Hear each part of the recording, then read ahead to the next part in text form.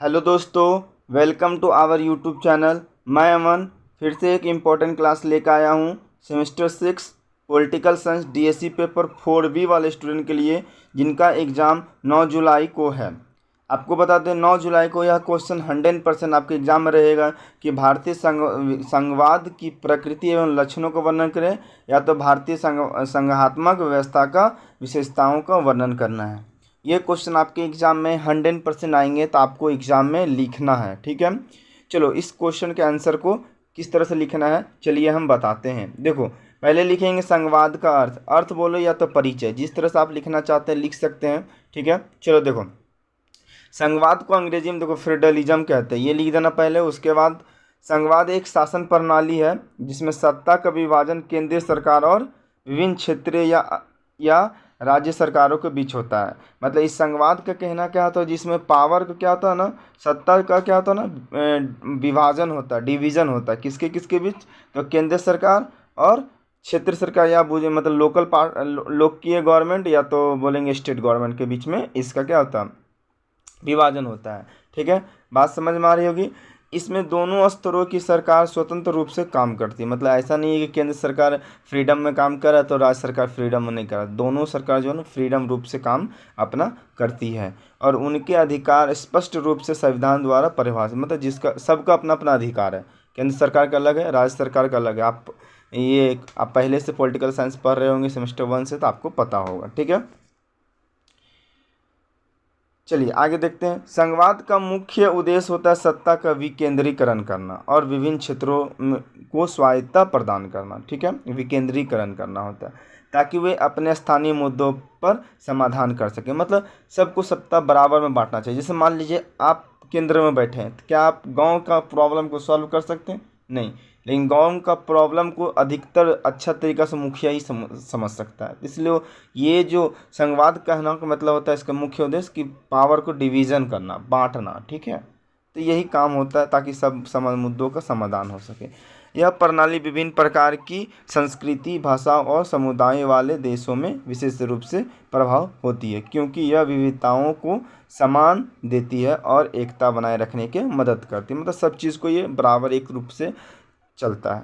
ये मेन काम संवाद का होता है। ठीक है, आपको याद रखना है, ये सत्ता को विकेंद्रीकरण करता है जिससे सारी मुद्दा समाज का सॉल्व हो सके। आप जैसे मान लीजिए केंद्र सरकार केंद्र की मुद्दा सॉल्व करता है, राज्य सरकार राज्य का मुद्दा को सॉल्व करता है, लोकल सरकार लोकल एरिया का मुद्दा, अपना अपना सब काम संविधान के अनुसार करता है। इसी को हम लोग क्या कहते हैं, संवाद कहते हैं। तो ये चीज़ आपको, और सबको अपना अपना कार्य करने की छूट है, सबको अपना अपना रूल मालूम है कि क्या करना है क्या नहीं करना है। तो संवाद का अर्थ आपको समझ में आ गया होगा।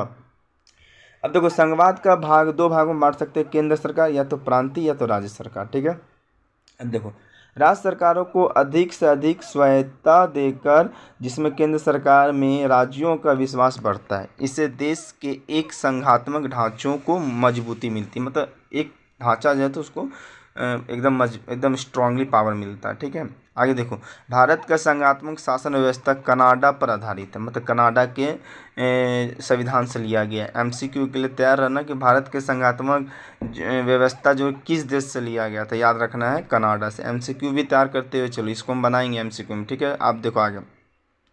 और संघीय व्यवस्था को चलाने के लिए प्रथम देश जो है वो अमेरिका था। तो पहला जो देश था अमेरिका था। आपसे ये भी पूछा जाएगा कि भारत संघीय व्यवस्था वाला देश है कि है या नहीं है, तो ये बताएंगे। इसका वीडियो आएगा एमसीक्यू तब बताएंगे, लेकिन ये सब दो याद, क्वेश्चन पढ़ते पढ़ते भी एमसीक्यू पकड़ते हुए चलो। ठीक है, चलो देखो, भारत में संघवाद लागू किए जाने के कारण भारत का बड़ा आकार है, बहुत बड़ा है, क्योंकि देखो बहुत आकार, तब एक जगह एक सरकार पूरा देश को नहीं देख सकता है ना। दूसरा, सामाजिक संस्कृति विविधता, मतलब भारत में अलग अलग समाज के लोग रहते हैं, धर्म बाय धर्म, धर्मनिरपेक्ष, इसके कारण। ठीक है, अब संघात्मक का विशेषता देखते हैं, यानी संघवाद की प्रकृति, विशेषता जो भी बोलो। दोहरी शासन प्रणाली, तो दोहरी शासन प्रणाली का मतलब होता है एक देश में या क्षेत्र में दो अलग अलग स्तरों की सरकार प्रणाली होती है, जिन्हें हम अपने क्षेत्र में स्वायत्तता और सत्ता होती है। जिसका इसका उदाहरण देख लो, भारत में होता है, जहाँ राज्य सरकार केंद्र सरकार बीच स्वायत्तता और कार्यशील एक अच्छा उदाहरण है। इसी प्रणाली में राज्य सरकार विशिष्ट क्षेत्रों में कानून और नैतिकता के मामलों में स्वतंत्रता रखती है, जबकि केंद्र सरकार राष्ट्रीय स्तर पर नीतियों और महत्वपूर्ण मुद्दे पर निर्णय लेती है। मतलब केंद्र सरकार का अलग काम है भाई, विदेश नीति काम करेगा, विदेश व्यापार आयात नीति, जो हम लोग 3A में पढ़े, है ना। लेकिन देखो यहाँ पर देखो राज्य सरकार क्या होता है, लोकल पार्टी, लोकल एरिया के प्रॉब्लम को सॉल्व करना होता है। तो ये सबका अपना अपना काम है, संविधान के अनुसार वो काम कर रहे हैं। दूसरा देखो शक्तियों का बंटवारा। यहाँ पर शक्तियों का बंटवारा दोनों राज्य और केंद्र सरकार के बीच बांटा जाता है, जिसमें केंद्र सरकार अपने शक्ति का प्रयोग करती है और राज्य सरकार अपने शक्ति का प्रयोग करती है, अपना अपना शक्ति का प्रयोग करता है भाई। लिखित संविधान, तो भारत का एक लिखित संविधान है। भारत एक लिखित संविधान है क्योंकि भारत का संविधान लिखित दस्तावेज के रूप में, संविधान में केंद्र और राज्य सरकार दोनों के अधिकार को लिखा गया है। दोनों सरकार अपने अधिकार को अनुरूप कार्य करते हैं, अपना अपना कार्य करते हैं भाई। कठोर संविधान, तो कठोर संविधान एक राष्ट्र का संवैधानिक संरचना को स्थिरता और सुरक्षा और नियंत्रण प्रदान करता है। यह सुनिश्चित करता है कि संवैधानिक बदलाव सोच समझकर और व्यापक सहमति के बाद ही किए जाएंगे, जिससे संवैधानिक मूल्यों और नागरिक अधिकारों की रक्षा होती है। ठीक है।